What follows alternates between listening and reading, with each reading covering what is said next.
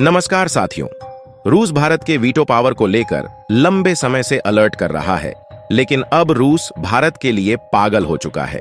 जबकि वहीं दो देशों को वीटो देने से उसने साफ इनकार कर दिया है। रूस के नए ऐलान ने 5 देशों में जबरदस्त खलबली मचा दी है। खास करके उसने अमेरिका, ब्रिटेन और फ्रांस की टेंशन बढ़ा दी। वहीं G4 के 2 देशों के लिए दरवाजा एकदम बंद कर दिया है और कहा है कि इनको किसी भी कीमत पर परमानेंट सीट नहीं देंगे। चीन ने पाकिस्तान के सपोर्ट में कहा था कि अगर भारत को वीटो पावर मिलता है तो पाकिस्तान को भी वीटो पावर मिलना चाहिए, और अगर ऐसा नहीं होता तो चीन अपने वीटो का इस्तेमाल करके भारत के वीटो पर भी रोक लगा देगा। लेकिन चीन की इस बयान पर रूस ने भारत के सपोर्ट में चीन को फटकार लगाते हुए कहा कि हम सिर्फ भारत, अफ्रीकी और एक इजराइल देश को सिक्योरिटी काउंसिल में परमानेंट सीट देंगे, बाकी किसी को घुसने नहीं देंगे। इस तरह से परमानेंट सीट को लेकर रूस बेहद आक्रामक हो गया है। रूस ने कहा कि खास करके भारत जैसे डेवलपिंग कंट्रीज को हर हाल में परमानेंट सीट दिलाकर रहेंगे, और अगर चीन इसके बीच रोड़ा बनेगा तो इसका अंजाम भी उसे भुगतना पड़ेगा। एक तरफ रूस ने भारत को परमानेंट सीट पर वेलकम करने के लिए फूल माला लेकर तैयारी भी कर ली है, तो वहीं दूसरी तरफ G4 के 2 देशों के लिए उसने दरवाजा बंद करके कुंडी लगा लिया है। अब यहां से भारत के लिए तो रास्ता साफ हो गया है, लेकिन G4 के 2 देश बुरी तरह फंस चुके हैं, क्योंकि लावरोव ने कहा कि रूस और चीन दोनों मिलकर उन्हें घुसने नहीं देंगे। UN में पहले भी कई मौकों पर भारत का नाम लेकर रूस ने बवाल खड़ा किया है, लेकिन यूक्रेन युद्ध के समय भी उसने भारतीय तिरंगे को जबरदस्त इज्जत दी, जबकि बाकी सभी देशों के झंडों को फ्रेंड लिस्ट से हटा दिया था। यह दर्शाता है कि रूस के लिए भारत कितना जरूरी बन चुका है। इससे पहले भी उसने सिक्योरिटी काउंसिल में 6 बार अपने वीटो पावर का इस्तेमाल करके भारत को संपूर्ण सुरक्षा दी है, लेकिन इस बार रूस ने अपना भोकाल रूप भी दिखाया है, जिसके कारण पश्चिमी देश, नाटो और यूरोपियन यूनियन के कई देश बुरी तरह डर गए। इसके साथ ही उसने गंभीर चेतावनी भी दे डाली है। दोस्तों, यह वीडियो काफी ज्यादा इंटरेस्टिंग होने वाला है, इसलिए वीडियो के अंत तक जरूर बने रहे, और भारत के इतनी बड़ी उपलब्धि के लिए एक लाइक तो बनता ही है, और इस चैनल को सब्सक्राइब जरूर कर लें। आपके लिए यह बस 1 सेकंड का काम है, लेकिन इससे हमारी बड़ी मदद होती है। तो अब आपका सवाल होगा कि आखिर रूस ने किन देशों को वीटो पावर देने से साफ इनकार कर दिया है और क्यों? तो रूस ने सीधा कहा कि जो भी देश नाटो, यूरोपियन यूनियन या पश्चिमी देश से आते हैं या फिर उनसे संबंध भी रखते हैं, तो फिर हम उन्हें वीटो पावर नहीं दे पाएंगे। इस तरह से उसने जर्मनी का रास्ता साफ ब्लॉक कर दिया है, क्योंकि जापान G7 और अन्य क्षेत्रों में पश्चिमी देशों के साथ रिश्ते साझा करता है। इसलिए रूस ने जापान को भी वीटो पावर देने से साफ मना कर दिया है। अब देखिए, जापान और जर्मनी दोनों G5 के देश हैं और यह लंबे समय से परमानेंट सीट पर बैठना चाहते हैं। इसके लिए वह लगातार पसीना बहा रहे थे, परंतु जर्मनी और जापान के लिए परमानेंट सीट मिलना अब लगभग असंभव हो गया है, क्योंकि G5 के 2 ताकतवर देश उनके खिलाफ धरना देकर बैठ चुके हैं। खुद रूस के विदेश मंत्री ने स्पष्ट किया कि UN सिक्योरिटी काउंसिल में जर्मनी और जापान जैसे पश्चिमी देशों को स्थायी सदस्यता देने की कोई जरूरत नहीं है, क्योंकि यह सिक्योरिटी काउंसिल के परमानेंट सीट पर बैठने के बाद सारा न्याय संतुलन बिगाड़ देंगे। उनके कहने का मतलब यह है कि इनडायरेक्ट तरीके से सिर्फ अमेरिका की मदद करेंगे, जैसा कि आज ब्रिटेन और फ्रांस करते हैं। रूसी विदेश मंत्री लावरोव ने कहा कि हमारा स्टांस बहुत ही सिंपल है। सिक्योरिटी काउंसिल को पश्चिमी देशों, नाटो और EU के सदस्य देशों या उनके सहयोगी जैसे जापान से कोई और सदस्य नहीं चाहिए, बल्कि यहां पर अफ्रीका, साउथ अफ्रीका और साउथ एशिया से नए देशों को जोड़ना है। खास करके रूस ने भारत के लिए स्पेशल सहमति दिखाई है और कहा है कि भारत जैसे विकासशील देश को हर हाल में परमानेंट सीट मिलना चाहिए, और भारत के लिए उसने लंबे समय से आवाज उठाई है।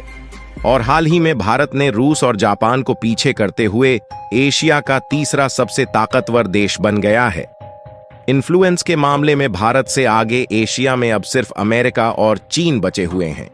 इस तरह से रूस को पता है कि आने वाले भविष्य में भारत की मुट्ठी में दुनिया की न केवल इकोनॉमी बल्कि संतुलन शक्ति भी होगी। इसलिए वह पिछले 50 सालों से बिना किसी डर के भारत के लिए हमेशा खड़ा रहा है और कई बार दुनिया से टकरा चुका है। यानी कि रूस पश्चिमी देशों के किसी देश को परमानेंट सीट देने के मूड में नहीं है और इसके साथ ही वह जापान जैसे देशों को भी नहीं देगा जो G7 में रूस के खिलाफ प्रतिबंध लगाने की कोशिश करते हैं। और हाल ही में जापान ने भारतीय कंपनियों पर भी रिस्ट्रिक्शंस लगा दिया था जो रूस को हथियार बनाने में चुपके से इक्विपमेंट सप्लाई कर रहे थे। रूस के विदेश मंत्री ने आगे कहा कि अगर जर्मनी और जापान जैसे देश यूनाइटेड नेशंस सिक्योरिटी काउंसिल में परमानेंट सीट पर शामिल होते हैं तो इससे न्याय की स्थिति और भी खराब होगी। उदाहरण के लिए आप बांग्लादेश और गाजा में देख सकते हैं। ब्रिटेन और फ्रांस ने पिछले 33 सालों में अपने वीटो पावर का इस्तेमाल नहीं किया। यह दोनों अमेरिका के कठपुतली बने हुए हैं। जर्मनी और जापान अब नाटो और पश्चिमी गुट के सहयोगी हैं। रूस की नीति रही है कि वह पश्चिमी देशों के प्रभाव को कम करना चाहता है। खासकर यूनाइटेड नेशंस जैसे अंतर्राष्ट्रीय संगठनों में अगर जर्मनी और जापान को स्थायी सदस्यता मिलती है तो पश्चिमी देशों का दबदबा बढ़ जाएगा जो रूस के हितों के खिलाफ हो सकता है। रूस और चीन जैसे देश UNSC में अपनी स्थिति को मजबूत रखना चाहते हैं। अगर जर्मनी और जापान जैसे पश्चिमी समर्थक देशों को स्थायी सदस्यता मिलती है तो रूस की कूटनीतिक और राजनीतिक ताकत को चुनौती मिल सकती है। इसलिए रूस का मानना है कि जर्मनी और जापान जैसे देशों को स्थायी सदस्यता देने से पश्चिमी संगठन का अधिकार बढ़ जाएगा और न्यायिक संतुलन बिगड़ सकता है। जर्मनी और जापान को ऐतिहासिक रूप से हिंसक देश के तौर पर क्यों देखा जाता है? अगर जर्मनी की बात करें तो जर्मनी को हिटलर के नेतृत्व में नाजी पार्टी के कारण द्वितीय विश्व युद्ध का प्रमुख आक्रांता माना जाता है। हिटलर की विस्तारवादी नीतियों और यहूदी समुदाय के खिलाफ नरसंहार ने दुनिया को हिला के रख दिया था।